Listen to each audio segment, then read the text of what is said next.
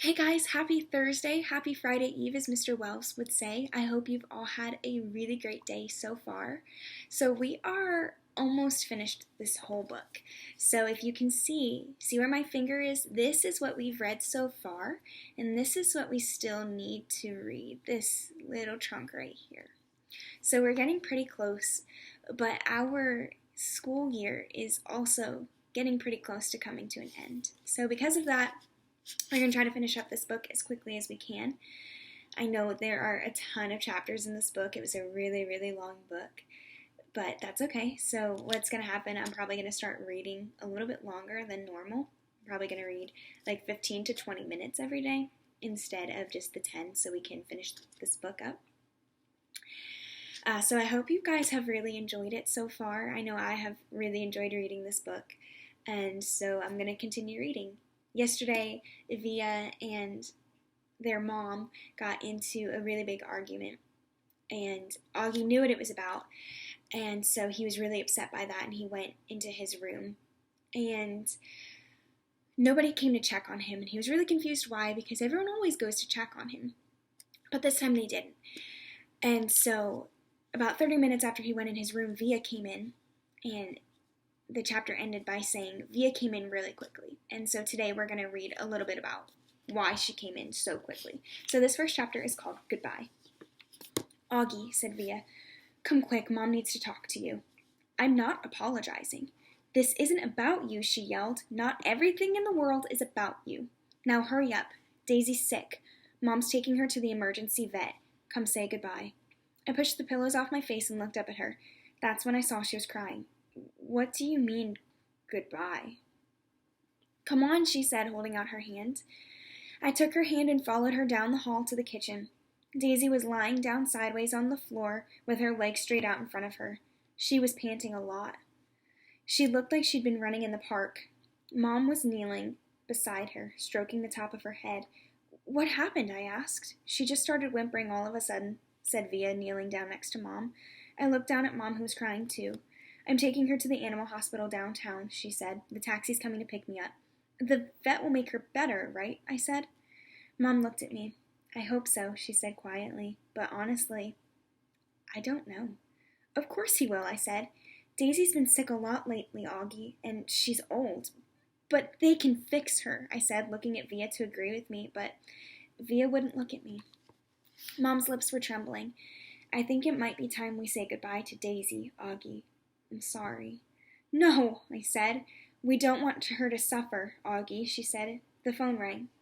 Via picked it up. Okay, thanks, and then hung up. The taxi's outside, she said, wiping her tears with the backs of her hands. Okay, Augie, open the door for me, she said, picking Daisy up very gently like she was a huge droopy baby. Please no, Mom, I cried, putting myself in front of the door. Honey, please, said Mom. She's very heavy. What about Dad? I cried. He's meeting me at the hospital, Mom said. He doesn't want Daisy to suffer anymore. Via moved me away from the door and held it open for Mom. My cell phone's on if you need anything, Mom said to Via. Can you cover her with the blanket? Via nodded, but she was crying hysterically now.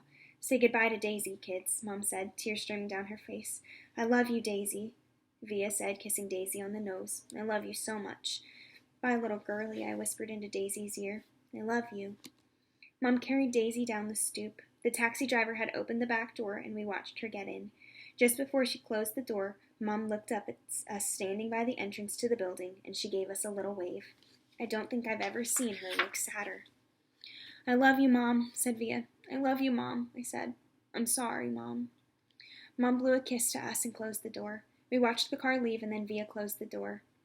She looked at me for a second, and then she hugged me very, very tight while we both cried a million tears. So this next chapter is called Daisy's Toys. Justin came over about a half an hour later. He gave me a big hug and said, Sorry, Augie. We all sat down in the living room, not saying anything. For some reason, Via and I had taken all of Daisy's toys from around the house and had put them in a little pile on the coffee table. Now we just stared at the pile. She really is the greatest dog in the world, said Via. I know, said Justin. She just started whimpering, like all of a sudden, I said. Via nodded, like 2 seconds after you left the table. Mom was going to go after you, but Daisy just started, whimpering. Like how? I said. Like, just whimpering. I don't know, said Via. Like howling? I asked. Augie, like whimpering, she said impatiently. She just started moaning like something was really hurting her, and she was panting like crazy. Then she just kind of plopped down, and Mom went over and tried to pick her up and whatever, but she was obviously hurting. She bit Mom. What? I said. When Mom tried to touch her stomach, Daisy bit her hand, Via explained. Daisy never bites anybody, I answered. She wasn't herself, said Justin. She was obviously in pain. Dad was right, said Via. We shouldn't have let her get that bad. What do you mean, I said. He knew she was sick? Augie, Mom's taken her to the vet like 3 times in the last 2 months. She's been throwing up left and right. Haven't you noticed? But I didn't know she was sick. Via didn't say anything, but she put her arm around my shoulders and pulled me closer to her. I started crying again.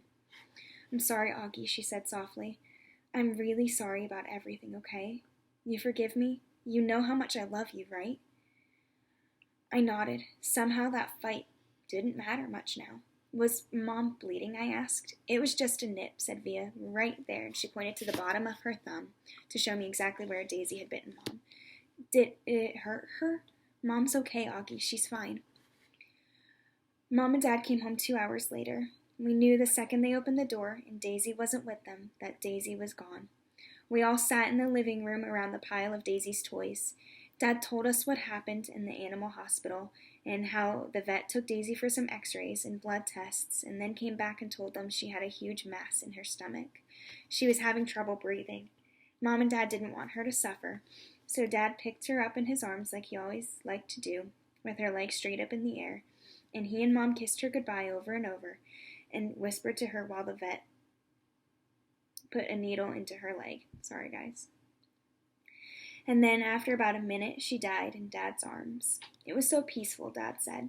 She wasn't in any pain at all, like she was just going to sleep. A couple of times while he talked, Dad's voice got trembly and cleared his throat. I've never seen Dad cry before, but I saw him cry tonight. I had gone into Mom and Dad's bedroom looking for Mom to put me to bed, but saw Dad sitting on the edge of the bed, taking off his socks. His back was to the door, so he didn't know I was there.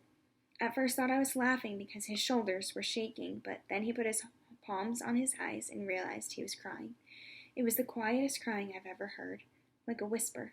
I was going to go over to him, but then maybe he was whisper crying because he didn't want me or anyone else to see him. So I walked out and went to Via's room.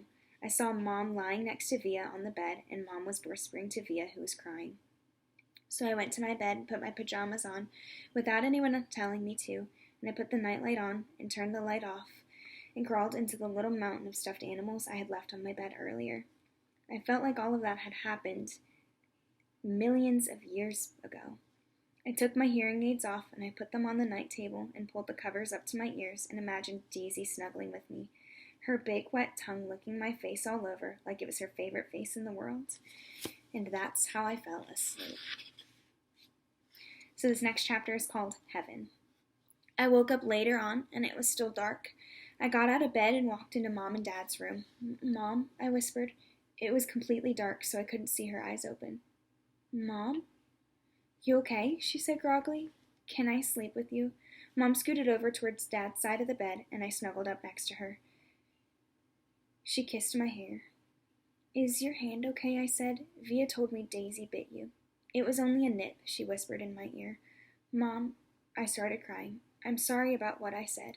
Shh, there's nothing to be sorry about, she said, so quietly I could barely hear her. She was rubbing the side of her face against my face. Is Via ashamed of me? I said. No, of course not. You know she's not. She's just adjusting to new school. It's not easy. I know. I know you know. I'm sorry I called you a liar. Go to sleep, Augie. I love you so much. I love you so much too, Mom. Good night, she said very softly. Mom, is Daisy with Grands now? I think so. Are they in heaven? Yes. Do people look the same when they get to heaven? I don't know. I don't think so. Then how do people recognize each other? I don't know. She sounded tired. They just feel it. You don't need your eyes to love, right? You just feel it inside you. That's how it is in heaven. It's just love, and no one forgets who they love. They kissed me again. Now go to sleep. It's late, and I'm tired. But I couldn't go to sleep. Even after I knew she had fallen asleep, I could hear Dad sleeping too, and I imagined how I could hear Via sleeping down the hallway in her room.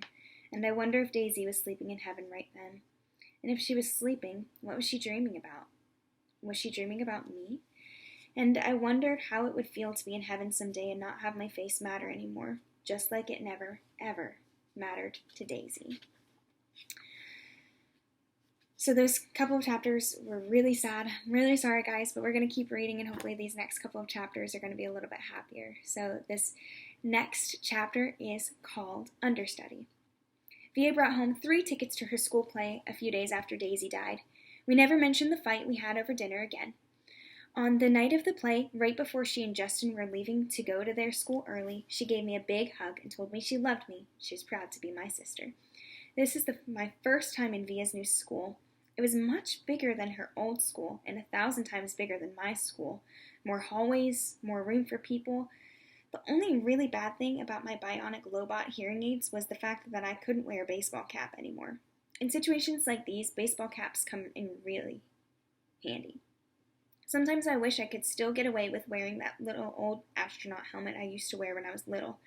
Believe it or not, people would think seeing a kid in an astronaut helmet was a lot less weird than seeing my face. Anyway, I kept my head down and I walked right behind Mom through the long, bright hallways. We followed the crowd to the auditorium, where students handed out programs at the front entrance. We found seats in the 5th row, close to the middle. As soon as we sat down, Mom started looking in her pocketbook.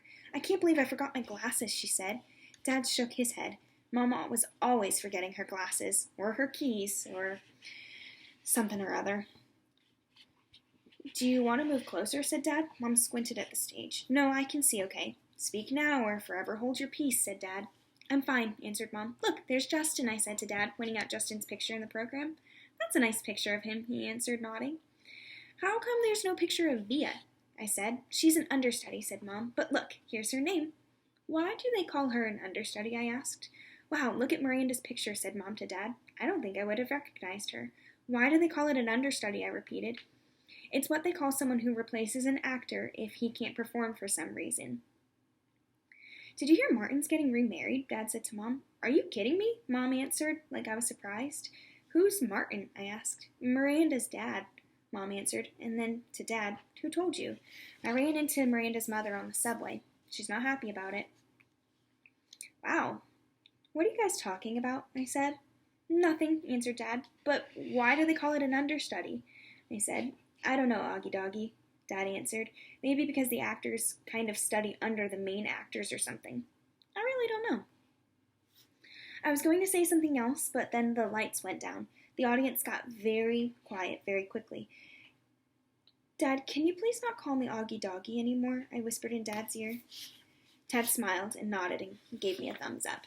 The play started, the curtain opened.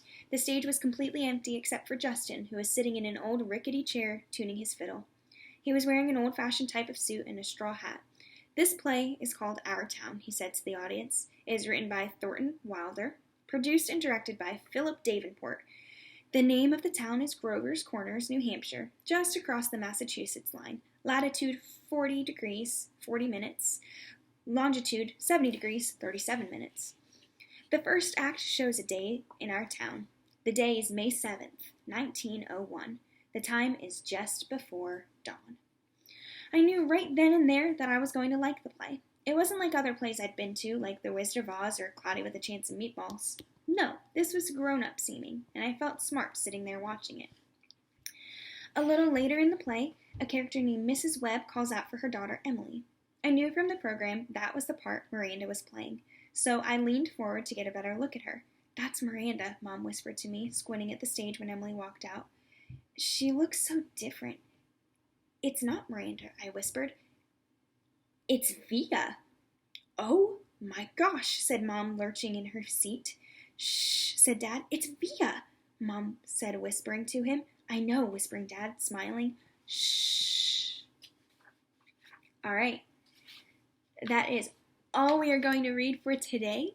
So tomorrow we will continue reading about how Via is in the play.